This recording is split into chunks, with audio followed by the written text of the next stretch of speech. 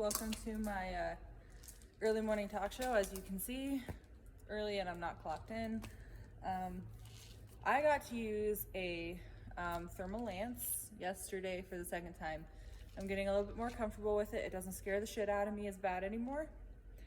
So I just wanted to talk to you guys about what a thermal lance is and how it can be helpful for those of you that don't know what it is. A lot of people confuse an air arc with a thermal lance. They are not the same thing at all. So I just want to talk to you guys about the lance. I cannot show you how I'm using it because I already lanced the pin out and I do not want to fire this thing up just for a video. So I'm going to explain to you what it is and how to set it up though. So the thermal lance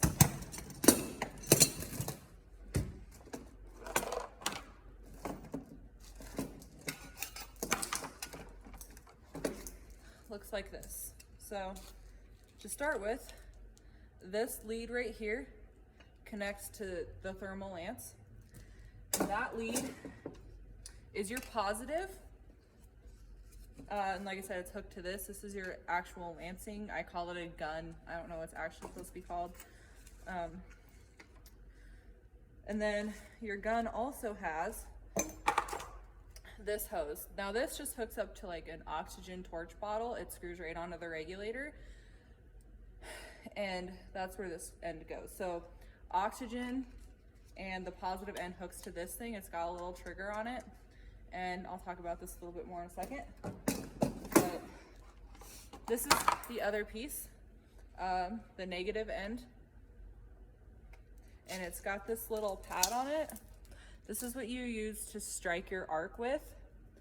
You just strike it across this little piece. As you can see, I've already done that. This has only been used 3 times, once by another tech and twice by me. So it's still in pretty good shape. That's the negative. And this is what the rod looks like. This is what an air arc rod looks like. This little end right here, sorry, I'm out of the video. This little end right here, as you can see, it's crimped.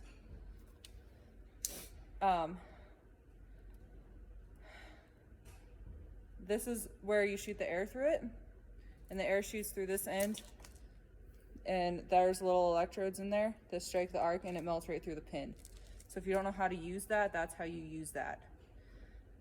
And this will bore through the pin. The air blows all the slag out of the way, and it creates this giant molten lava thing that comes out the end. That's how I know how to explain it. So that is what you use. You strike this on that negative pad that I just showed you, and it starts making an arc, and then you start it onto the pin and you just force it in, and it'll drill a hole right through the center of the pin. There's 2 sizes that we have. There's this one, and then there's a bigger size. But this little crimped end right there, this is the end that goes into the gun. This is the end that you strike, the one with the little ends on it. That's what you strike against the pad.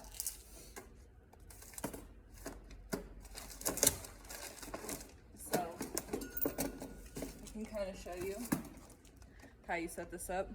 This has 2 different size ends in it inside there. It actually is set up for the big one because the big one is what I used yesterday on my side shift cylinder. But this just goes into here, and you tighten this down,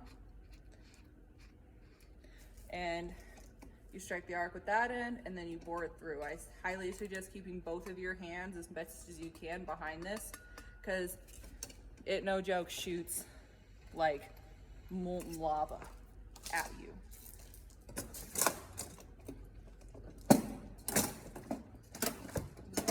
So how you set the rest of it up. So I told you the green hose hooks to your oxygen bottle, and it does.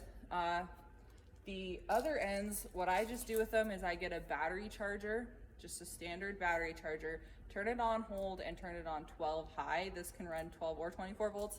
I just put it on 12 high. It only needs like 125 amps to run. And I just hook the positive end, obviously, to the positive end of the battery charger, and the negative to the negative end of the battery charger.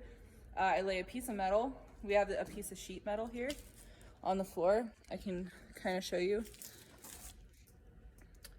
So I put that piece of metal on the ground so it doesn't melt the concrete. That molten lava and stuff, if it gets on the concrete, it'll actually melt a hole in the concrete. But this is the end result. It's kind of hard to see, but there's a hole that goes all the way through this.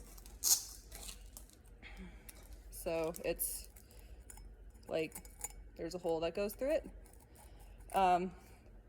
Obviously it did take some beating still to get it to turn. I lanced this with the small rod and then the large rod. I lanced with the small rod, still wouldn't turn. So then I lanced it again with the big rod. As you can see, the hole is much bigger than this little rod, but that's actually what the inside of the rod looks like. There's little electrodes, but yeah. So what this does is it bores a hole through the pin like that.